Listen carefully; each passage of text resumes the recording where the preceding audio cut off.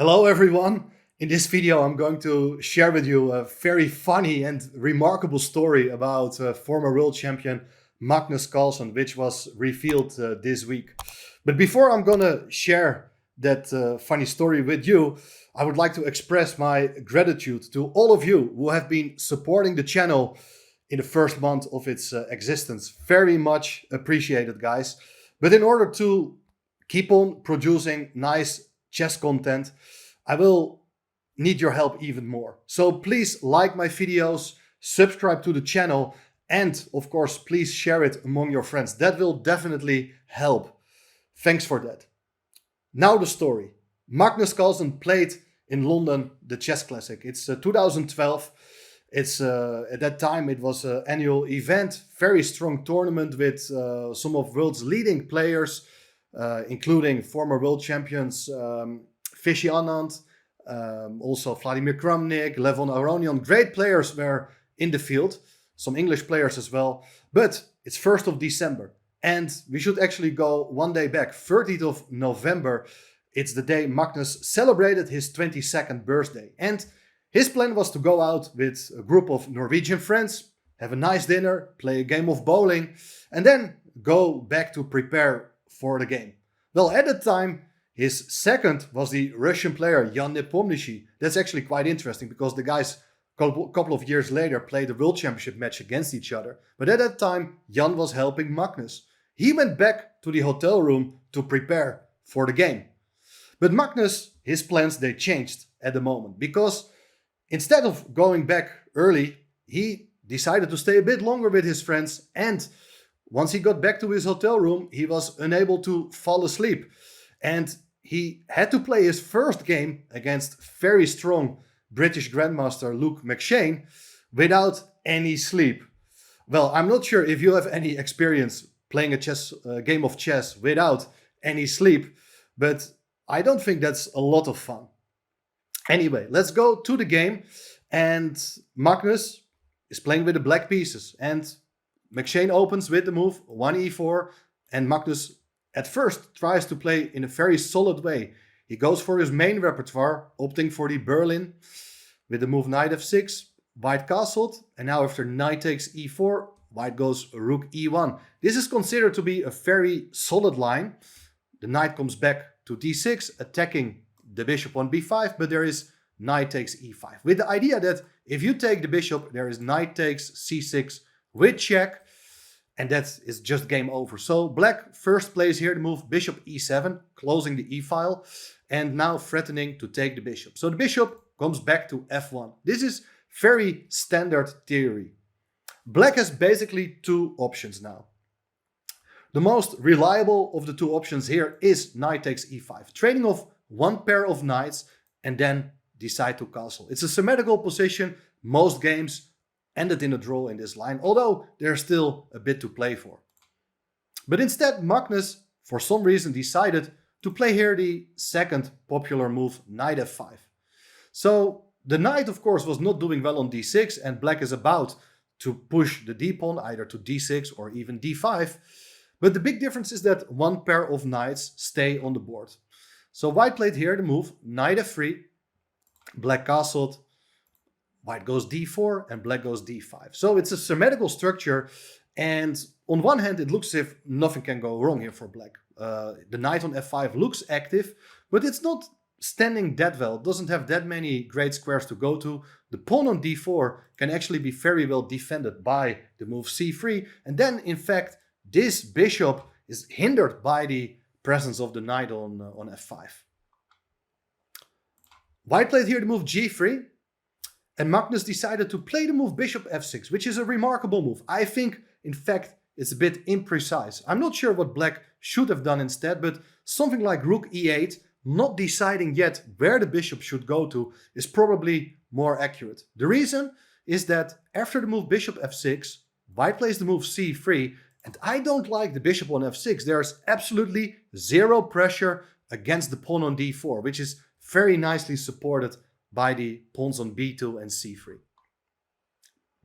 Black played here the move rook e8, forcing the exchange of pieces. And that's okay. And now the bishop comes out to f4, hitting the pawn on c7. So the queen comes back to protect the pawn. And now bishop d3. So here we see that black is still struggling to find a good way to develop its bishop from c8, and therefore plays here the move knight f to e7. So the bishop is on its way to f5, for instance, or maybe even g4. At least try to initiate the exchange of one set of minor pieces. And white goes for the move knight a3. I like this move quite a lot. I think a lot of people would have decided to develop the knight via d2. That's another way of playing. But knight a3, it's an interesting move because, first of all, white is considering to play the move knight b5 and add more pressure to the pawn on c7, which is difficult to defend. Therefore, black played here the move a6. In hindsight, maybe this is not the most precise move, and black, instead of preventing knight b5, may have considered the move knight g6, attacking the bishop on f4. But after the bishop moves away, the knight itself is not doing greatly on g6. There are no great squares to go to. But let's see what happened in the game after a6. White played here the move knight c2, and black played bishop f5. So that's already quite nice. You're initiating the exchange of light squared bishops. Bishop takes, knight takes. And once again, it looks as if black is pretty okay, especially once he manages to get the rook over to the e-file. So far, nothing much is happening. But now look what white is going to do. White played here the move g4. This may have come as a surprise to the world champion playing with an hangover. That's the kind of move you would not expect white to play. It's a pawn move in front of your king that could also be considered as a weakening move. But the idea is to push the black pieces backwards. If you would play knight h4, which is a very sensible move, trying to initiate more piece exchanges, there is the move knight e3. And the knight is excellently placed there. And for instance, if you would take on f3, queen takes f3, all of a sudden there is this pressure against the pawn on d5. For instance, if you would play knight e7 to protect the pawn twice, then there is the move g5 and the bishop is trapped. So here we see the huge advantage of bringing up the g-pawn when this bishop is misplaced on f6. Therefore, Magnus instead played here the move knight fe7. And you may think, well, white can play here the move g5, right? The bishop is trapped. I think Magnus was really hoping for this, as there is still knight g6 with a counterattack on white's bishop. If white's bishop moves, then the dark squared bishop can move as well. Instead, there followed knight e3, which is a much better move. The knight is excellently placed, trying to exert pressure against the pawn on d5. And for instance, a move like knight g6 can be met by bishop to g3, and white is about to go queen b3 on the next move with tremendous pressure against both the pawn weaknesses on b7 and d5. Therefore, the knight better stays on e7 to keep the pawn on d5 protected, but at the same time, you also got to reckon always with g5 ideas. Therefore, the move g6 was played, so the bishop can always drop back to g7.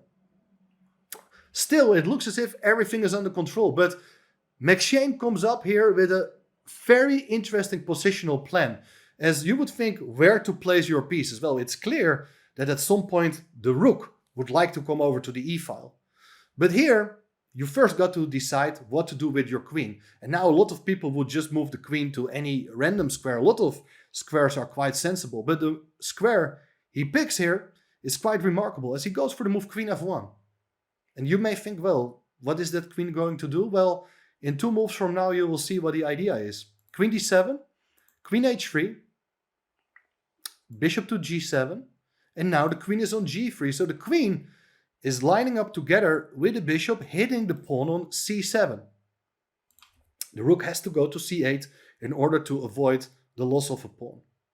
And here still you see that the knights of black, they are not doing that well. White has a nice control over the central squares and is ready to exert more pressure. So typical moves here, something like rook e1, it's a move I would play in a blitz game instantly. Even h4, bringing up your pawns in front of your king, is absolutely justified because the queen is actually going to support any further pawn pushes. Instead, McShane played here g5, which is very interesting, but you're surrendering also the f5 square. So the knight could go there, but if you play knight f5 now, which is objectively speaking probably the best move, I think Magnus didn't like it because of the move queen h3. And now the knight cannot move, and white is about to take on f5 and ruin the pawn structure on the king side. This is very unpleasant, but still maybe doable for black. However, Magnus played here the move knight e8. He realized that the knight was badly placed on c6, but by dropping back with the idea to go to e6, you're also surrendering the control over the e5 square. Here followed the move bishop e5, and that is an excellent idea. White would love to exchange these dark squared bishops so that once the bishop on g7 is gone, you can sense the weakened dark squares. Knight e6 played, and now remarkably enough, white didn't play here the most natural move rook e1, and this does make a huge difference. Because for instance, if black would decide to go rook e8, which is possible, the knight protects the pawn on c7 now, there is the following plan. Bishop takes g7, knight takes g7, and now the knight comes into g4 with a massive threat of a fork on the king, rook, and queen. Knight h5 would be the only move to cover that square. But still, knight f6 would be a great shot. Knight takes f6, g takes f6, attacking the knight on e7. The knight got to move away, but then we have rook takes e8, queen takes e8, queen takes c7. White is a pawn up, everything is under control. The queen can never really leave the back rank because there are always back rank ideas with queen c8. Thanks to the pawn on f6, it's going to be back rank mate. So you see, rook e1 is just a very nice move, and black has absolutely no chance of contesting the rook on the open file. Massive advantage. And after the game, or better said, in the podcast, Magnus revealed that around this point, he was seriously considering to resign because he was completely getting outplayed. The hangover gambit so far didn't work out for him. White played the move bishop to f6. So basically with the same idea, white doesn't mind getting a pawn there. And well, on the agenda is a move like knight g4 very soon. So here to follow the move rook e8, getting the rook involved, but then knight e5. Also a beautiful idea, another point of moving the bishop from e5 to f6. White's pieces are starting to enter black's position. Queen comes to d6, and still I don't see a good move here for black. Black is kind of stuck. The knights can barely move. And for instance, a great move here would be h4. So there are several ideas. First of all, you can always consider to move the king and maybe swing the rook over to the h-file and then push the pawn to h5, try to open up the h-file, and then the rook and queen together, they can launch a very decisive attack. If white is going to face this move h5, when of course you cannot take en passant because the bishop would be hanging on f6, white could play something like queen f3 with a massive threat to take on e7, eliminating the defender of the pawn on d5, and after that the queen and knight, they are both attacking the pawn. This looks like it's almost going to be game over. Also, if you protect the pawn, something like bishop takes g7 with the idea to take next on f7 looks absolutely crushing. If you play bishop takes f6, there is g takes f6, attacking the knight. The knight cannot come to f5, it's covered twice by queen and rook. Black would have to move the knight away, and now another splendid tactical shot. Knight takes g6, game over. If you do take the knight, it's f7 and you're winning material. So black is completely busted here. Despite the symmetry, all white's pieces are just superior. But here McShane played the move king h1. I'm not sure what went through his mind here, but this is a big mistake, allowing the tactical shot knight takes g5 and Magnus is back in the game. If you take on g5 with the queen, it's bishop takes f6 and black has a pawn up. Other captures are also not working. For instance, bishop takes g7, king takes g7, queen takes g5, black regains the piece thanks to the move f6. So therefore, bishop takes g5 was played, but now f6 is on the board. And here again, black is breaking free here. That's very important to have gotten rid of that pawn on g5. Bishop takes f6, queen takes f6. Material is even, white's pawns are split, and black is doing absolutely fine here.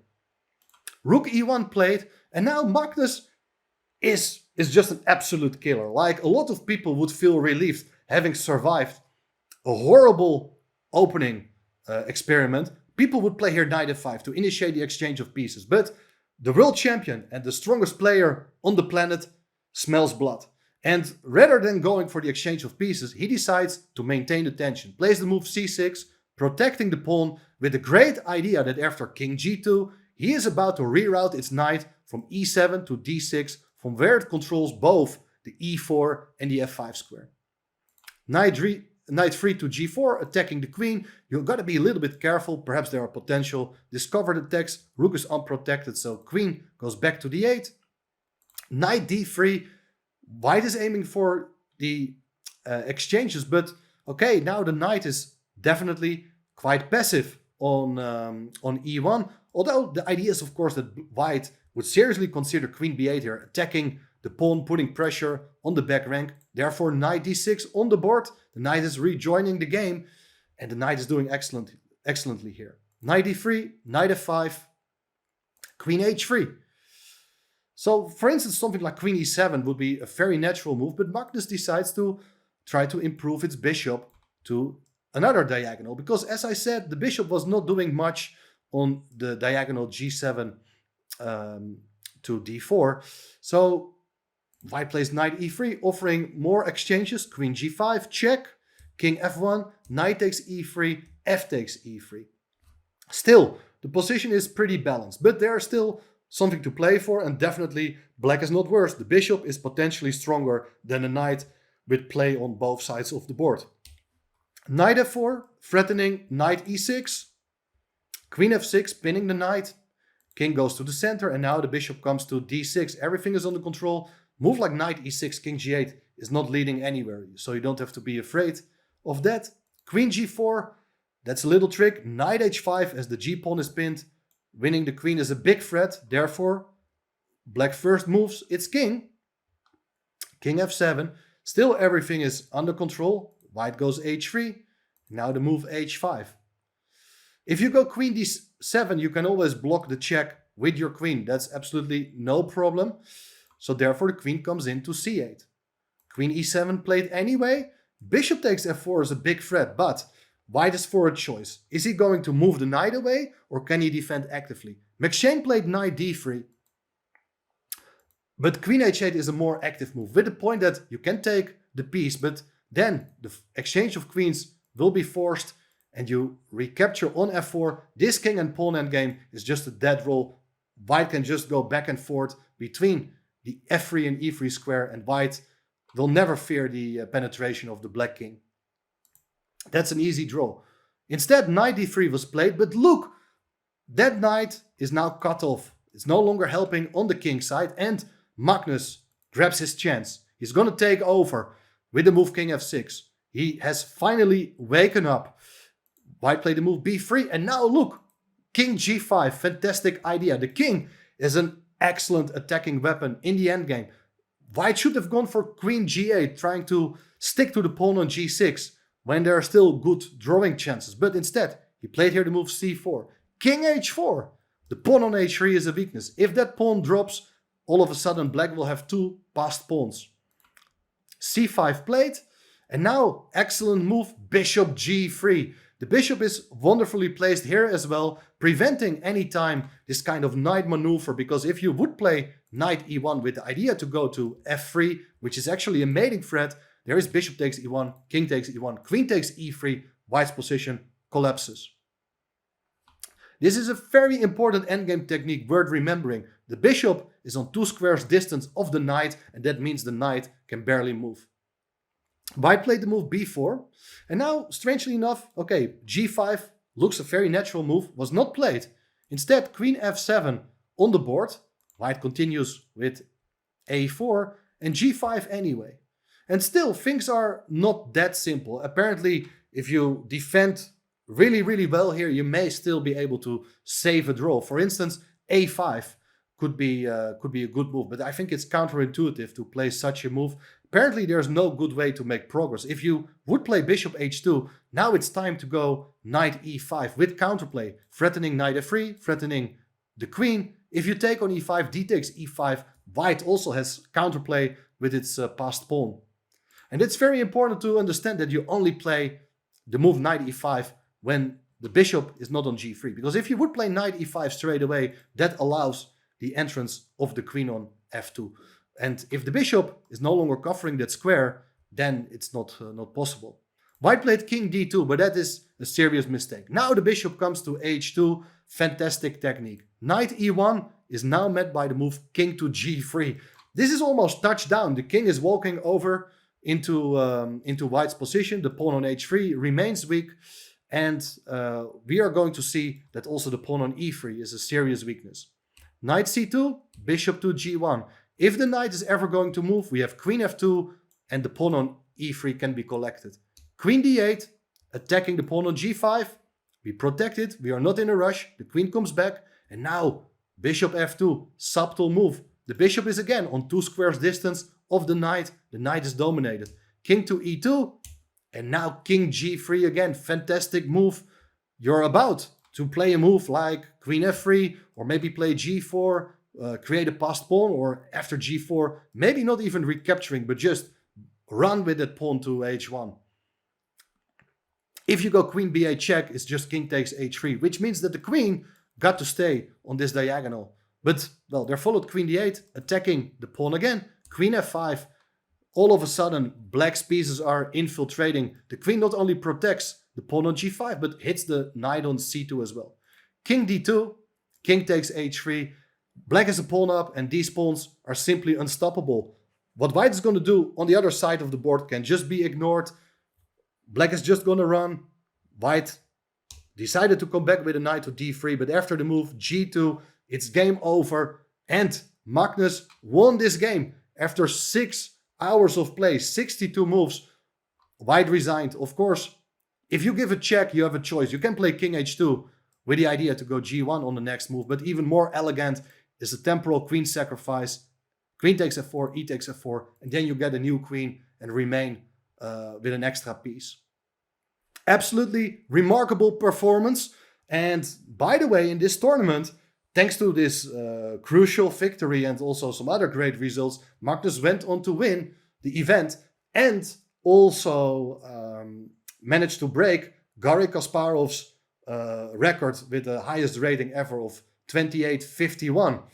Well, an incredible story, and therefore I would like to call this the Hangover Gambit. I'm not sure I would recommend this to anyone, but at least I thought that this kind of misbehavior of the world champion turned into a very funny story, and I hope you like it. If you do like it, please like this video, subscribe to the channel, and I will bring more funny stories like this. See you soon again.